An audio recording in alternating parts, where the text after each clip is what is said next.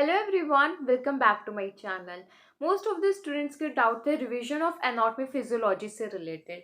अगर मैं बताऊँ एनाटॉमी फिजियोलॉजी, हाँ थोड़ा सा डिफिकल्ट सब्जेक्ट है सोशियोलॉजी साइकोलॉजी से, बट इसमें इतना आपको लर्न करने की ज़रूरत नहीं है जितना आप सोशियोलॉजी साइकोलॉजी में करते हो। अगर आप रिवीजन कर रहे हो सोशियोलॉजी और साइकोलॉजी में तो मैंने इसके लिए सेपरेट वीडियो बना दी है कि आपको कैसे करना है, उसके इंपॉर्टेंट टॉपिक्स है। अगर आपने उस वीडियो को देख लिया तो आपको क्लियर हो गया होगा कि आपको कैसे पढ़ना है सोशियोलॉजी साइकोलॉजी।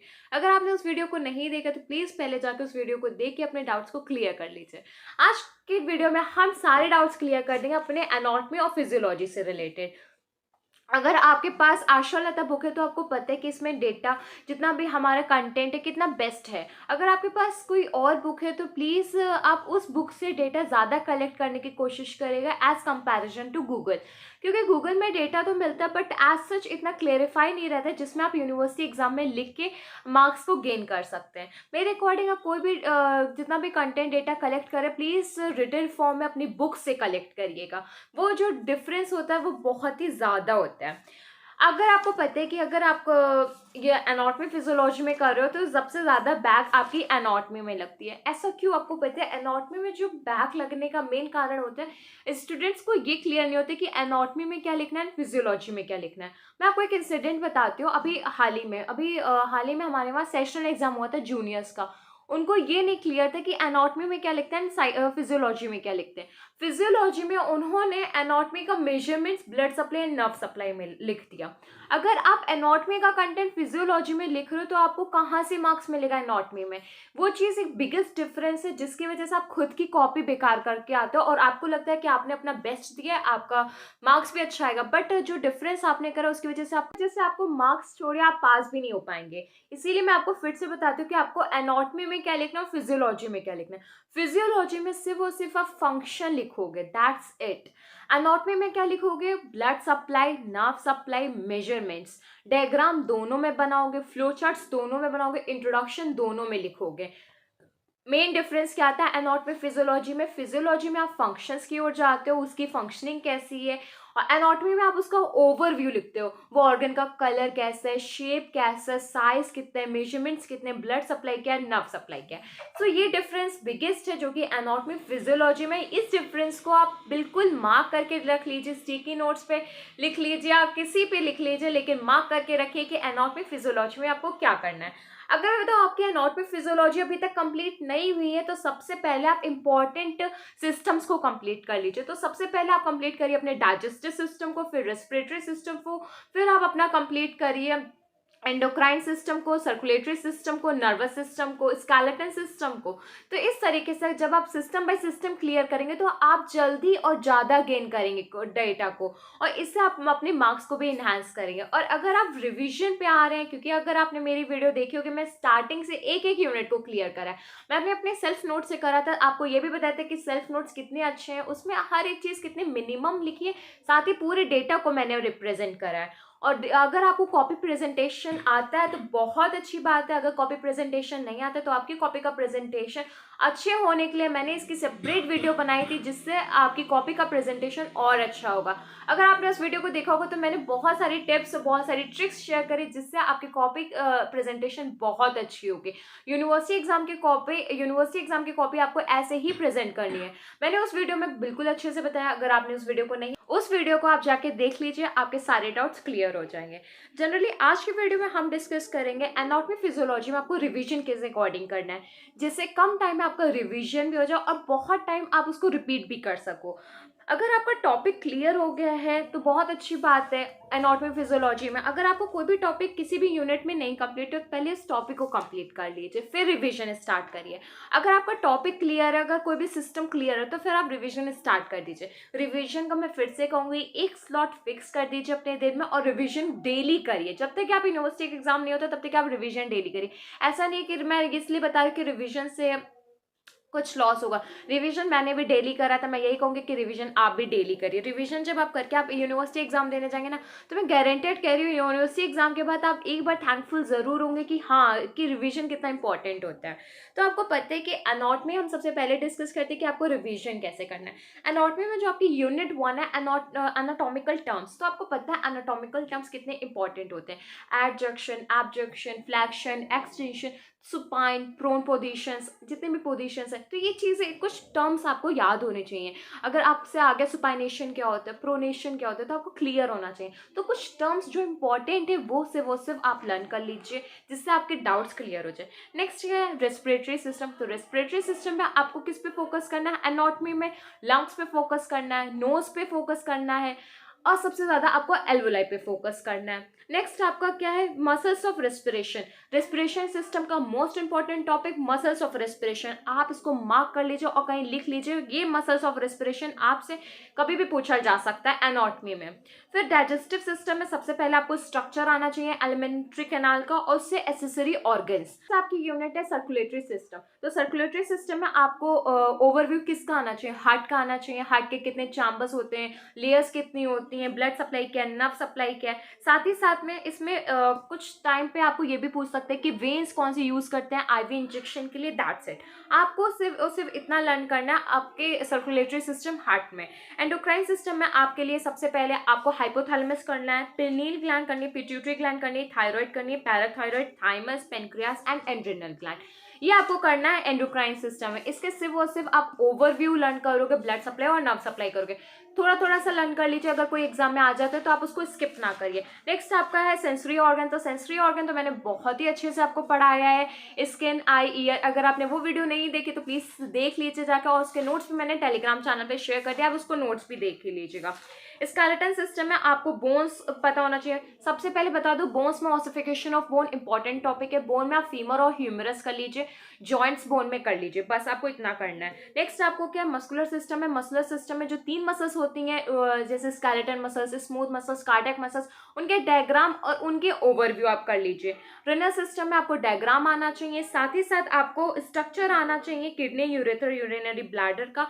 आपको नेफ्रॉन एक अलग से आना चाहिए, नेफ्रॉन बहुत ही ज्यादा पूछा जाता है, और counter current mechanism. Reproductive system में मेल और फीमेल की एनाटॉमी पूरी आनी चाहिए, क्योंकि ओवरी का क्या साइज है, पेनिस का क्या साइज है, साथ ही साथ उसमें आपके रिप्रोडक्टिव ऑर्गन के जितने भी स्ट्रक्चर्स होते हैं उनके अलग अलग आपको ब्लड सप्लाई, नर्व सप्लाई आनी चाहिए।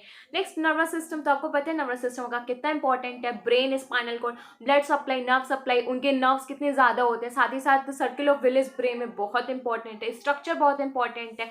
बस आपको एनाटॉमी में इतना ही पढ़ना है जितना मैंने अभी आपको टॉपिक बताया। अगर आपको ये टॉपिक आता है तो इस टॉपिक को रिविजन स्टार्ट कर दीजिए। अगर ये टॉपिक आपको नहीं, तो इन टॉपिक को आप लिस्ट इट आउट कर लीजिए और इन टॉपिक को इंपॉर्टेंट मान के याद करना स्टार्ट कर दीजिए। अगर आपको याद हो रहा है तो ठीक है, नोट्स बनाए तो रिवीजन कर लीजिए, जैसा आपको कंफर्टेबल हो, बट ये कर लीजिए। जो मैंने अभी ये आपको टॉपिक बताया, ये मैंने सिलेबस के अकॉर्डिंग बताया, बहुत इंपॉर्टेंट है, ये रिपीटेड क्वेश्चन से हैं, इसीलिए मैं बता रही हूँ कि आप इसको कवर अप कर लीजिए और अच्छे से करिएगा, क्योंकि अब इतना टाइम नहीं है। अब चीज़ों को डाइसी लेने से बेटर है कि परफेक्ट करिए। मैंने जो टॉपिक्स बताए वो एनाटॉमी के बताए हैं, अब हम बता देते हैं आपको फिजियोलॉजी से, जिससे आपके डाउट्स क्लियर हो जाए फिजियोलॉजी में भी।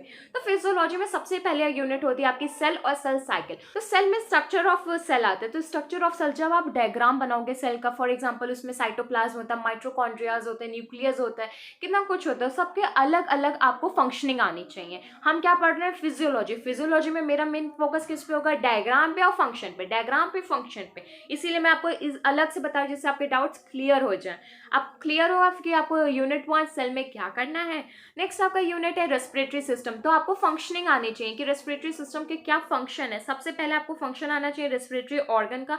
फिजियोलॉजी ऑफ रेस्पिरेशन आना चाहिए, मोस्ट इंपॉर्टेंट है physiology of respiration. Digestive system में आपको फंक्शंस आने चाहिए। फंक्शंस आपसे किसी भी पूछ सकते हैं, for example function of HCl, function of saliva, function of pancreatic enzyme. तो आपको फंक्शन आने चाहिए। फॉर एग्जांपल अगर मैं बताऊं, एलिमेंट्री कैनाल आपके जो होती है वो माउथ टू एनस होती है। तो माउथ टू एनस में आपका माउथ में क्या क्या फंक्शनिंग हो रही है। ओसोफेगस में कुछ नहीं होता, सिर्फ पेरिस्टाल्सिस मूवमेंट होता है। फिर स्टमक में क्या फंक्शनिंग हो रही है। फिर एक एक जब आप सिस्टम को पढ़ो, एक एक आप ऑर्गन को पढ़ेंगे तो आपको क्लियर हो जाएगा डाइजेस्टिव सिस्टम की फंक्शनिंग। नेक्स्ट क्या है, सर्कुलेटरी सिस्टम। तो आपको पता है हार्ट के फंक्शंस आपको करना है। ईसीजी आपको बहुत अच्छे से करनी है, ईसीजी बहुत बहुत बहुत इंपॉर्टेंट है। हार्ट रेट आपको अच्छे से करना है, प्लस इस पे अगर आप क्वेश्चंस देखोगे तो आपको कोरोनरी सर्कुलेशन और पल्मोनरी सर्कुलेशन, सिस्टमिक सर्कुलेशन, तो आप सर्कुलेशन जब फंक्शंस में होगे तो आपको ये तीनों क्लियर हो जाएंगे। ब्लड में आपको पता है, आपको सबसे इंपॉर्टेंट आपका WBCs बहुत पूछे जाते हैं, डिवीजन पूछे जाते हैं, प्लेटलेट्स पूछे जाते हैं, ब्लड ग्रुप याद कर लीजिएगा। मेरे टाइम पे ब्लड ग्रुप आया था, जनरली स्टूडेंट्स ने ब्लड ग्रुप पे इतना फोकस नहीं करा था और उन्होंने कैलकुलेशन ऑफ पे करा था, बट ब्लड ग्रुप्स मेरे में आया था, मैंने लिखा था, मुझे बहुत अच्छा लगा। क्यों? क्योंकि मैंने उसको रिवीजन करा, इसलिए मुझे याद है। अब आपको फंक्शंस आने चाहिए, ब्लड ग्रुप के टाइप्स और ह्यूमोस्टेसिस मैंने इसीलिए अलग से वीडियो बनाई है, वो देख लीजिए, वो इंपॉर्टेंट है। नेक्स्ट आपका है endocrine system. Endocrine system anatomy में मैंने सिर्फ आपको ब्लड सप्लाई, नर्व सप्लाई बताई, सेम आप उसके कॉर्नर में ही फंक्शंस लिख दीजिए, एंडोक्राइन आपका क्लियर हो जाएगा। सेंसरी ऑर्गन, मैं फिर से कहूंगी सेंसरी ऑर्गन के आप मेरी वीडियो देख लीजिए, आई, ईयर, स्किन के, आपको पूरा क्लियर हो जाएगा एनाटॉमी फिजियोलॉजी। फिर स्केलेटन सिस्टम। स्केलेटन सिस्टम में बोन्स के फंक्शंस आपको पता ही है, बोन की फिजियोलॉजी आपको पता ही है। फिर रेनल सिस्टम में आपको फंक्शन आना चाहिए, किडनी का GFR मोस्ट इंपॉर्टेंट टॉपिक है, GFR तो बिल्कुल आप याद कर लीजिए। मिक्चुरेशन आपको आना चाहिए, रेगुलेशन आना चाहिए रेनल फंक्शन का। नेक्स्ट आपका रिप्रोडक्टिव सिस्टम। तो रिप्रोडक्टिव सिस्टम में आपको फीमेल में मेंस्ट्रुअल साइकिल फंक्शन आने चाहिए, जितने में ओवेरियन हार्मोन्स होते हैं, oogenesis या फिर स्पर्मेटोजेनेसिस से कोई एक आपको जरूर आएगा। फीमेल में स्पर्मेटोजेनेसिस कर लीजिए, हार्मोन्स कर लीजिए, दैट्स इट। अगर मैं बताऊं मेंस्ट्रुअल साइकिल या ओवेरियन साइकिल से कोई एक साइकिल हर बार जरूर आती है, मेरे टाइम पे मेंस्ट्रुअल साइकिल आई थी, मैं इसीलिए कहूंगी कि आप उसको रिपीट कर लीजिए। और 2 मार्क्स में स्पर्मेटोजेनेसिस आई थी, तो आप रिप्रोडक्टिव सिस्टम को लाइट मत लीजिएगा, आप अच्छे से प्रिपेयर कर लीजिएगा। नर्वस सिस्टम में तो आपको सबसे पहले तो ओवरव्यू पूरा क्लियर हो जाएगा एनाटॉमी के थ्रू। नेक्स्ट आपको ब्रेन की फंक्शनिंग, स्पाइनल कॉर्ड की CSF अच्छे से आना चाहिए, CSF का सर्कुलेशन आपको आना चाहिए। बस आपको नर्वस सिस्टम में इतना करना है। मेरे अकॉर्डिंग एनाटॉमी फिजियोलॉजी जिस अकॉर्डिंग मैंने बताई, अगर आप उसको कर रहे हो तो आपका रिवीजन बहुत अच्छे से होगा। मैं फिर से रिपीट कर देती हूँ, जो आपको एनाटॉमी फिजियोलॉजी के मैंने टॉपिक्स बताए, ये मोस्ट इंपॉर्टेंट टॉपिक्स है, बार बार रिपीट करते हैं, और अगर आपने इनको करके गए अपने एग्जाम में तो आप पास हो जाओगे। अभी तक जिस स्टूडेंट ने कुछ भी नहीं करा, वो एनाटॉमी फिजियोलॉजी के इन टॉपिक्स को कर ले, वो पास हो जाएंगे। अगर ये टॉपिक्स आपको आते हैं तो आप अपना रिवीजन स्टार्ट कर दीजिए, अगर ये टॉपिक्स आपको नहीं आते तो एक एक टॉपिक्स को क्लियर करिए। मेरे अकॉर्डिंग एनाटॉमी फिजियोलॉजी मैंने आपकी बहुत ईजी कर दी, सोशियोलॉजी, साइकोलॉजी भी। अगर आपको ये वीडियो अच्छी लगे तो प्लीज वीडियो को लाइक कर लीजिए, चैनल को सब्सक्राइब कर लीजिए, इस वीडियो को ज्यादा से ज्यादा शेयर करिए। प्लीज एक पॉजिटिव रिस्पॉन्स दीजिए, क्योंकि एक वीडियो के लिए बहुत हार्ड वर्क लगता है, बहुत टाइम के बाद अगर मैं कह रही हूँ, इसीलिए क्योंकि मुझे लग रहा है मेरे चैनल पर रिस्पॉन्स बहुत कम है। अगर आपको मेरे किसी भी वीडियो से कोई प्रॉब्लम या फिर कोई हार्ड वर्क नहीं लग रहा है, या फिर आपको वीडियो मेरी हेल्पफुल नहीं लग रही है, तो प्लीज कमेंट बॉक्स में मेंशन करिए, बताइए कि क्या डिफरेंस है मेरी वीडियो में, उसको चेंज करने की कोशिश करूंगी, इन्हांस करूंगी, जिससे ये वीडियो आपके लिए हेल्पफुल हो। मैं पूरी कोशिश करती हूँ जो मेरे फर्स्ट सेमेस्टर स्टूडेंट्स, उनको कोई भी प्रॉब्लम ना हो, वो अपनी यूनिवर्सिटी एग्जाम में बूस्टअप होकर जाए, कॉन्फिडेंट के साथ जाए और रिजल्ट 101% अच्छा लाए। मैं आपको बहुत सपोर्ट करती हूँ, बहुत ही कॉन्फिडेंट रखती हूँ, साथ ही साथ मैं आपको वो चीज़ बताती हूँ जो एक बेस्ट टिप्स और ट्रिक्स के साथ होती है, जो आपको कॉलेज में नहीं बताई जाती है। इनडायरेक्टली मैं वो बताती हूँ जो एज अ सीनियर एक जूनियर को बताया जाता है। अगर आपको ये चीज़ें अच्छी लग रही है तो प्लीज़ वीडियो को ज़्यादा से ज़्यादा शेयर करिए, कमेंट में रिस्पॉन्स करिए, वीडियो को लाइक करिए, क्योंकि जितना ज़्यादा वीडियो लाइक होती है फिर मुझे भी लगता है कि ये कंटेंट बहुत अच्छा लगा स्टूडेंट्स को, मुझे इस कंटेंट पे और वर्क करने की ज़रूरत है।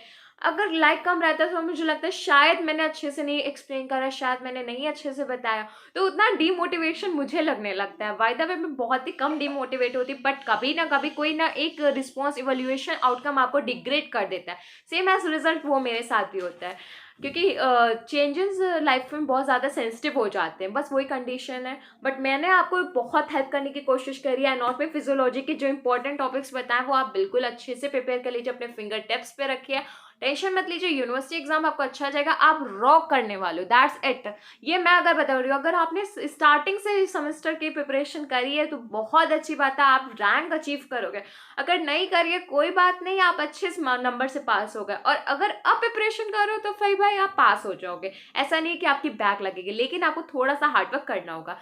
सेमेस्टर एग्जाम मुश्किल होता है, आई नो, लेकिन यूनिवर्सिटी एग्जाम जब आप देख कर आओगे तो आपको बहुत अच्छा लगेगा। फिर आपको एक आइडिया लग जाएगा कि यूनिवर्सिटी एग्जाम कैसे होता है, उसको कैसे अटेंड करना होता है, कैसे उसमें हमें प्रेजेंट करना होता है। वैसे तो मैंने अपने सारे थॉट्स शेयर करे, एक एक चीज़ आपके साथ शेयर करी, क्लिनिकल का भी शेयर करा, क्लासेस का भी शेयर करा, प्रैक्टिकल्स का भी शेयर कर, साथ बुक्स भी बताए, नोट्स भी बताए, तरीका बताया, कॉपी का प्रेजेंटेशन बताया। मैंने वो सब चीज़ें बताई जो मैंने फर्स्ट सेमेस्टर में सीखी थी। मेरे अकॉर्डिंग ये वीडियो आपके लिए बहुत हेल्पफुल होने वाली है, या फिर मैं कह सकती हूँ मेरा डेटा आपके लिए बहुत हेल्पफुल होने वाला है। अगर आपको मेरे हार्डवर्क या फिर मेरे कंटेंट में अच्छा लग रहा है तो प्लीज़ वीडियो को लाइक कर लीजिए, चैनल को सब्सक्राइब कर लीजिए। Thank you.